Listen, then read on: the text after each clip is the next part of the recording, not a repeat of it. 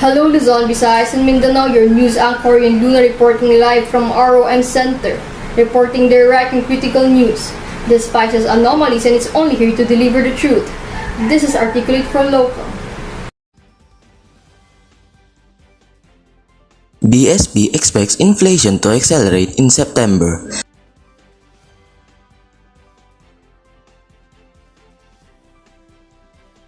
Zero budget for SPED.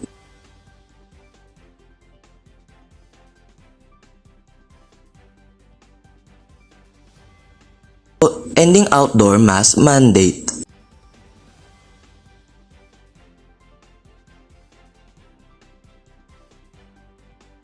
Typhoon Neneng increase and become a tropical storm.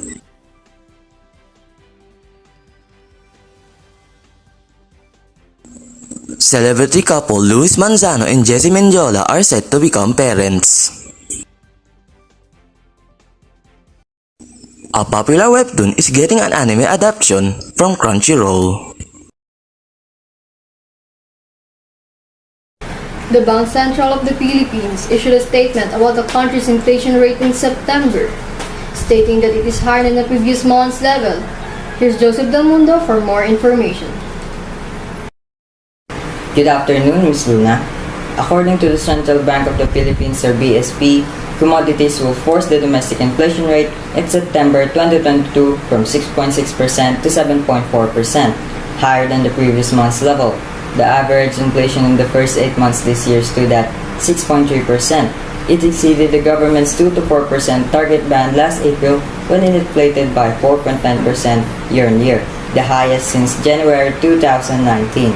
The central bank has hiked rates by 225 basis points since May to battle the rising inflation, driving its key interest rate to 4.25%. On October 5, Philippine Statistics Authority is scheduled to announce the September inflation rate. As of now, the exchange rate for Philippine peso to US dollar is 58.76. Joseph Del Mundo reporting. DepEd proposed 532 million peso for the special education program, but it was not included in the NEP. The Department of Budget and Management clarified that the DepEd pushed for the inclusion of a funding provision for SPED in the NEP, but no sufficient documentation was provided. Here's Joanna Desus for more information. The Department of Education has proposed a budget for SPED for the year 2023. DepEd clarified that they asked for funds for SPED but it was not included in the proposed 2023 national budget. The DepEd said they requested 532 million pesos for the supplemental program dedicated to students with special needs. They said they would continue to contact Congress to find funding for their programs. The Department of Budget and Management or DBM said that even though the DepEd funds were proposed for the NEP, they did not submit any documents to support it. As of June 30, 2022, the DepEd spends only 1.13% for the SPED programs, or 6.35 million pesos out of more than 560 million pesos. The remaining amount can still be used next year.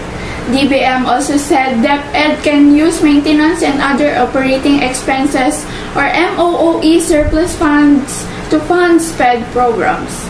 Last Wednesday, September 14, the House Committee on Appropriations approved the proposed 710 billion budget of DepEd. This is Joanna Medesus reporting. President Ferdinand Marcos Jr. has approved a recommendation to end the requirement to wear a mask outside, but top medical experts in the Philippines are opposed to easing the mask requirement. On the other hand, according to the Department of Health, the country requires 106,000 nurses in both public and private facilities and hospitals, in the midst of migration of health workers in search of better opportunities. Here's John David Sabando for more information. Thank you, Ms. Luna. For our latest COVID-19 news, President Bongbong Marcos issued a statement about discarding the obligatory wearing of face masks outdoors nationwide. Interior Secretary Benhur Abalos said, adding the change in the country's masking policy will take effect after Marcos Jr. issues an executive order. Studies show that lifting this rule in the other places has not led to a surge of another wave of COVID-19 cases. Another healthcare update, the Department of Health stated on Thursday, September 29, that the country is in need of 106,000 nurses both in public and private facilities and hospitals.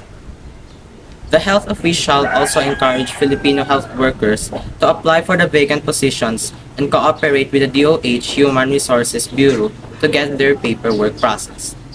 I'm John David Sabando, reporting. Thank you, John David. Up next, further updates on showbiz happenings. Stay tuned, we'll be back after a short break. Pagbangon tayo. Miss, kape nga. 3-in-1? Hindi, yung puro. Nescafe Classic. Bunga ng 100% puro at natural. Kapeng-kape ang lasa at aroma para 100% gising ang isip, katawan at diwa. Good job, June. Para sa pamilya ko. Dito ka na sa 100% puro at natural. Nescafe Classic.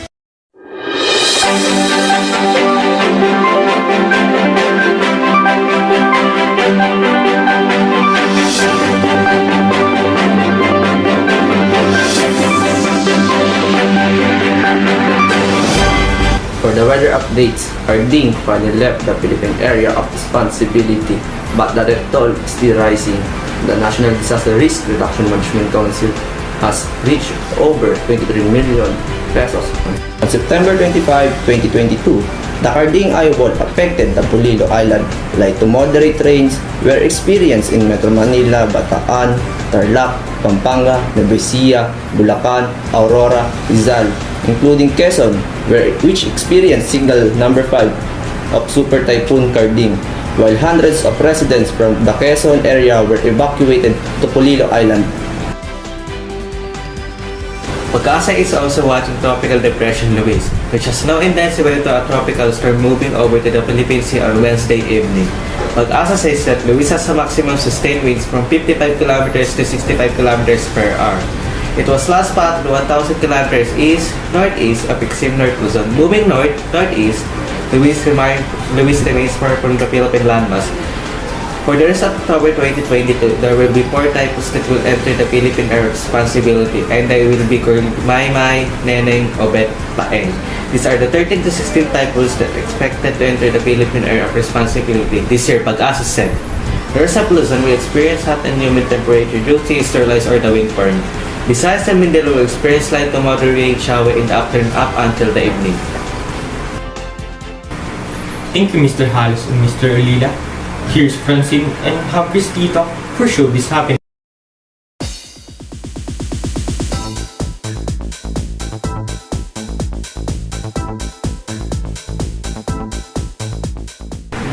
Next up, celebrity couple Luis Manzano and Jessie Mendiola are set to become parents. Netizens were very surprised in a video Jessie posted on her YouTube channel. The couple showed ultrasound photos of their daughter, revealing that the actress is now pregnant with their first child. The couple made the announcement, which they described as a new chapter, via Jessie Mendiola's YouTube channel last August 11, 2022. The vlog featured Mendiola and Manzano certainly showing 2 positive pregnancy tests and showing a sonograph of their baby. Jessie said that their planned church wedding will now not push through until their baby is born. Congratulations to the couple, Jessie and Luis. We hope for your safe pregnancy and we wish you all the best. Thank you, Mr. Calzada. For today's K-pop boy group 17 concert in Manila this October. As part of their Bigasan World Tour, the hot hit makers are making their way to Philippine shores for an exciting sold-out 2-day concert at the SM Mall of Asia Arena. It will be held on 8th to 9th of October 2022 and will be presented by Live Nation PH. 17 announced the good news through their social media accounts on June 15, and the fellow Carrots were thrilled. In the same post, on tour in Jakarta, Bangkok, and Singapore as well.